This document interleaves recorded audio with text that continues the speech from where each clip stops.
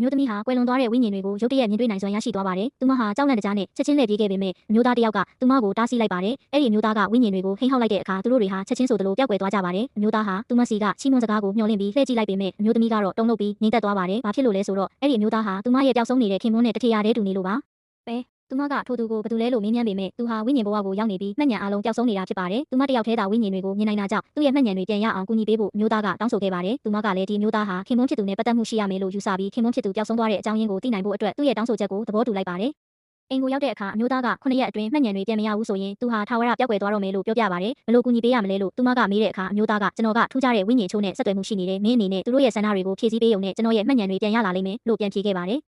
မျိုးသမီးကအဲ့ဒီဝိညာဉ်တွေကိုဘယ်မှာရှာရမလဲဆိုတာမသိပဲဝေခွဲမရဖြစ်နေပေမဲ့ထိုဝိညာဉ်တွေကသူ့မစီကိုအလိုလျောက်ရောက်လာလိမ့်မယ်လို့မျိုးသားကပြောပါတယ်ခဏအကြာမှာပဲအိမ်ထဲကမီးလုံးတွေတစ်ဖြက်ဖြက်ဖြစ်လာပြီးကြောင်နဲ့လေးတစ်ကောင်ပေါ်လာပါတယ်ဒါဟာမျိုးသားပြောတဲ့ထူးခြားတဲ့ဝိညာဉ်ဆိုတာသူမချက်ချင်းသိလိုက်ပါတယ်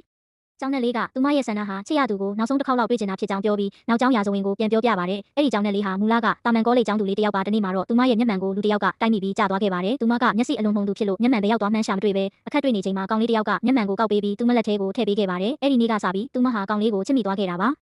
ကောင်လေးကကျောင်းနဲ့လေးတစ်ကောင်ကိုမွေးထားတာကြောင့်သူမတည်ဆုံးသွားတဲ့အခါမှာကျောင်းနဲ့လေးအဖြစ်အသွင်ပြောင်းပြီးရောက်နေခဲ့တာဖြစ်ပါတယ်သူတို့နှစ်ယောက်ကိုဘယ်လိုတွေ့အောင်လုပ်ပေးရမလဲလို့မျိုးသမီးကမေးတဲ့အခါအမျိုးသားကမင်းရဲ့မျက်လုံးတွေကကြားခံနေပဲကောင်လေးကလည်းကောင်မလေးကိုတွေ့ကျင်တဲ့စိတ်ရှိနေရင်မင်းရဲ့မျက်လုံးတွေကတဆင့်သူမရဲ့ဝိညာဉ်ကိုမြင်နိုင်လိမ့်မယ်လို့ရှင်းပြပါတယ်ဒါကြောင့်မျိုးသမီးဟာကူညီဖို့သဘောတူလိုက်ပါတယ်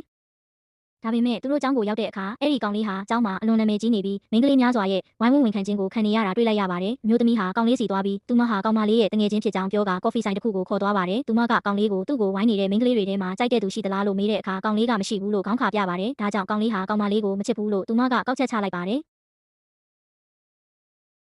ကောင်လေးကကောင်မလေးရဲ့သတင်းကိုမေးဖို့ပြင်ပေမဲ့အမျိုးသမီးကတော့ထွက်သွားခဲ့ပါပြီအမျိုးသားကဘာလို့လက်လျှော့လိုက်တာလဲလို့မေးတဲ့အခါဒီကောင်လေးမှာအရေးချင်းရှိတဲ့ချစ်သူတွေအများကြီးရှိနေတာပဲသူကတာမန်မိန်းကလေးတစ်ယောက်ကိုချစ်နိုင်မှာမဟုတ်ဘူးသူကမှမချစ်ရင်သူတို့တွေ့ဆုံတာဟာအတိတ်ပဲမရှိဘူးလို့သူမကပြန်ပြောပါတယ်ကောင်မလေးရဲ့ဝိညာဉ်ကတော့သူမကိုအပြစ်မတင်ပါဘူးသူမတည်ဆုံးကလေးကကောင်လေးနဲ့ထာဝရခွဲခွာရမယ့်ကံကြမ္မာကိုလက်ခံထားပြီးသားပါကောင်လေးကမတွေ့ချင်ဘူးဆိုရင်သူမဘလောက်ပဲ